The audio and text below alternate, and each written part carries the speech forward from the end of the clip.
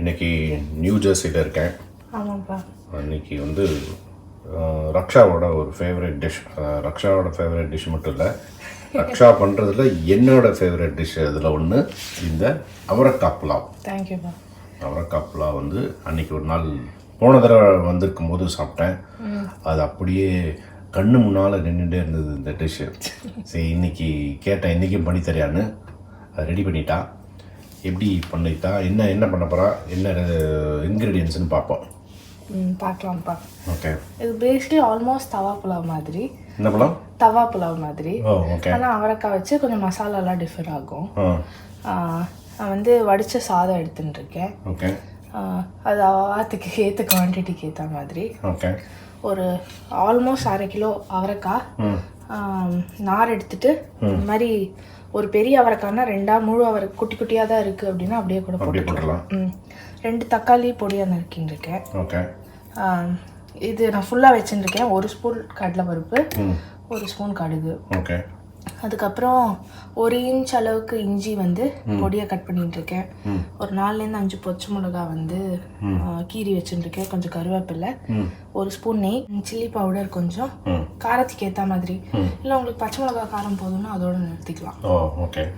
உப்பு, ஆட்லேயே பண்ண மசாலா பவுடர், இது ஹோம்மேட் கறி பவுடர், தனியா, பட்டை, லவங்கம், சீரகம்லாம் வச்சு. இதுக்கு ரெசிபி வேணாலும் கமெண்ட்ஸில் போட்டால் போஸ்ட் பண்ணலாம்ப்பா.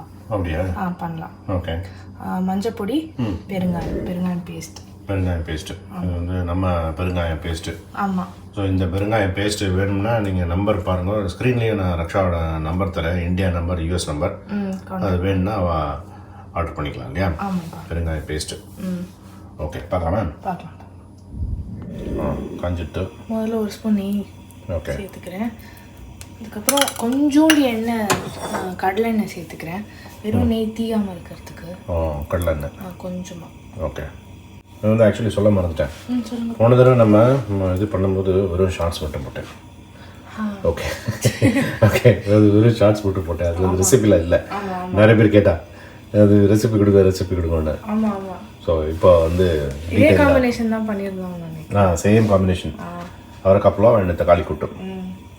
இப்போ நெய் 1 ஸ்பூன் கடுகு போட்டுக்கிறேன். வெடிக்க ஆரம்பிக்கிறது. இப்போ 1 ஸ்பூன் கடலைப்பருப்பு போட்டுக்கிறேன். கடலைப்பருப்பு லேசாக செவக்க ஆரம்பிக்கிறது. இப்போ அந்த இஞ்சி, பச்சை மிளகாய், கருவேப்பிலை, இப்போ தக்காளி சேர்த்துக்கிறேன். உப்பு, சாத்துக்கு சேர்த்துல சாத்துக்கும் சேர்த்து, பெருங்காயம், மஞ்சப்பொடி. தக்காளி வதங்கிட்டு தக்காளி போட்டு 2 நிமிஷம் ஆகுதுப்பா. இப்போ அவரைக்காயும் போட்டுடலாம். ஓகே. அந்த தக்காளியோட ஜலம் இருக்குல்ல, அதில் வேகும். ஓகே. இன்னும் கொஞ்சம் வேணா, அப்புறம் தண்ணி ரொம்ப பற்றி இருக்குன்னா இன்னும் கொஞ்சம் ஜலம் சேர்த்துக்கலாம்.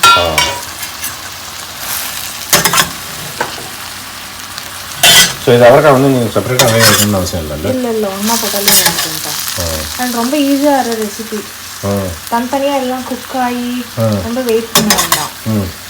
இது ஆல்மோஸ்ட் எல்லாத்தையும் ஒன்றா போட்டிருக்கேன். பெருசாக டைம் கேப் இருக்கு. ஓகே.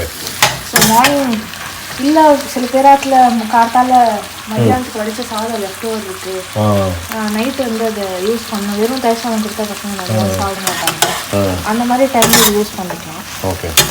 இது மாதிரி பண்ணலாமா? குக்கரில் ஒரே வாட்டி போட்டு அரிசி பண்ணலாமா? பண்ணலாம். மோர் பிரியாணி மாதிரி இருக்கும். இது வந்து புலாவ் ரக்ஷா இப்போ வந்து நியூ ஜெர்சியில் இருக்கோம். ஆமாம்ப்பா. இப்போ நியூ ஜெர்சியில் வந்து என்ன ஸ்பெஷல்? இப்போ நீங்கள் இருக்கீங்க, அதான் ஸ்பெஷல்ப்பா.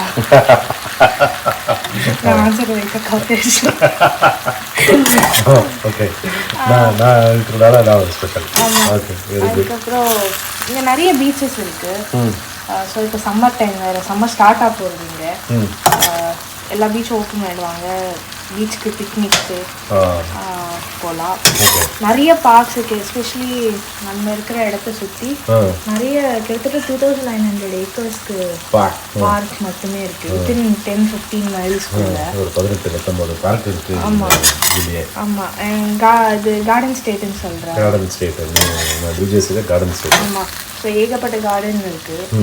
ஃபால்ஸ் நிறைய இருக்குது. மவுண்டன்ஸ் ஆமாம்.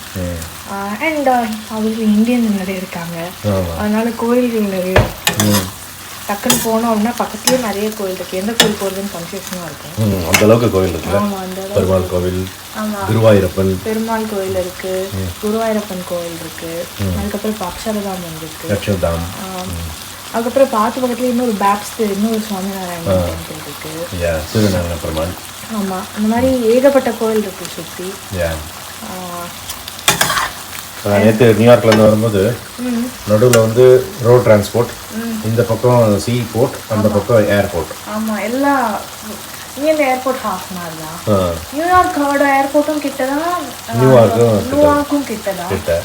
ஸோ உங்களுக்கு சீப் வந்து ஃப்ளைட் வந்து சீப்பாக வேணும் அப்படின்னா ரெண்டுமே ஆல்மோஸ்ட் சேம் டிஸ்டன்ஸில் இருக்கிறதுனால நீங்கள் பார்த்து உங்கள் கன்வீனியன்ஸ் பார்த்து புக் பண்ணிக்கலாம். ஆமாம், ஆற்று பக்கத்தில் ரயில்வே ஸ்டேஷன் மெட்டுச்சேரி. ஆமாம், மெட்டுச்சேரி ரயில்வே ஸ்டேஷன். அது வந்து நியூயார்க் போகிறதா இருக்கட்டும், அப்ஸ்டேட் நியூயார்க் போகிறதா இருக்கட்டும், ஆம்ட்ராக், அதுக்கப்புறம் என்ஜே டிரான்சிட் இருக்குது, பாத் ட்ரெயின் இருக்குது.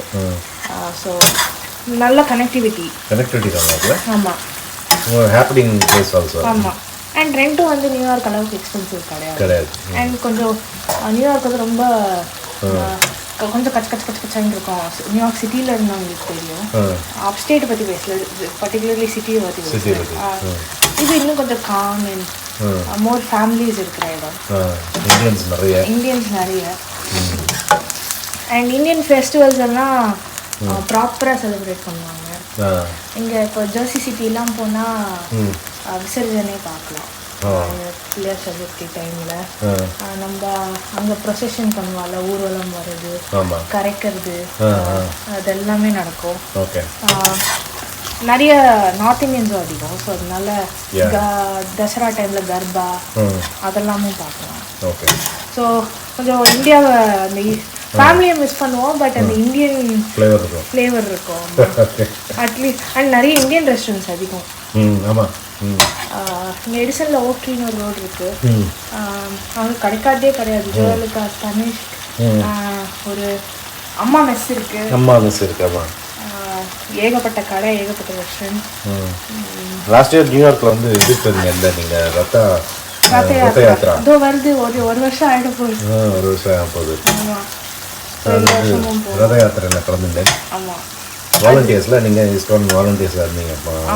நீங்கள் 3 பேர் 4 பேர் சௌந்தர்யா எல்லாருமே போயிருந்தோம். ஆமாம், அப்போ தான் சௌந்தர்யா விசேஷ் கல்யாணம் இருந்தது.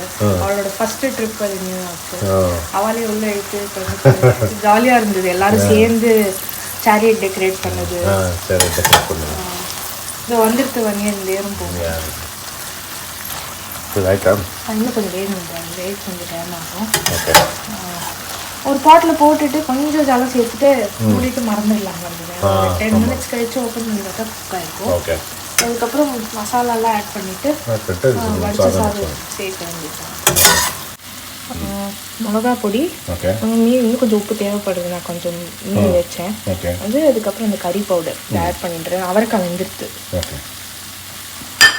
இப்போ இது கொஞ்சம் பச்சை வாசனை போகிற அளவுக்கு வதக்கிக்கலாம். அதுக்கப்புறம் இப்போ ரைஸ் போட்டு வச்சுக்கலாம். எண்ணெய் வேணும்னா விட்டுக்கலாம். வெண்ணெய் விட்டுக்கலாம். இப்போது வடித்த சாதத்தை சேர்த்துக்கிறேன். ரெடி ஆகிடுச்சு. சூப்பர். லாஸ்ட்டாக இறக்கும்போது வேணால் கொஞ்சம் நெய் விட்டுக்கலாம். சர்வ் பண்ணும்போது சர்வ் பண்ணும்போது நெய் விட்டுனா நல்லா வாசனையாக இருக்கும்.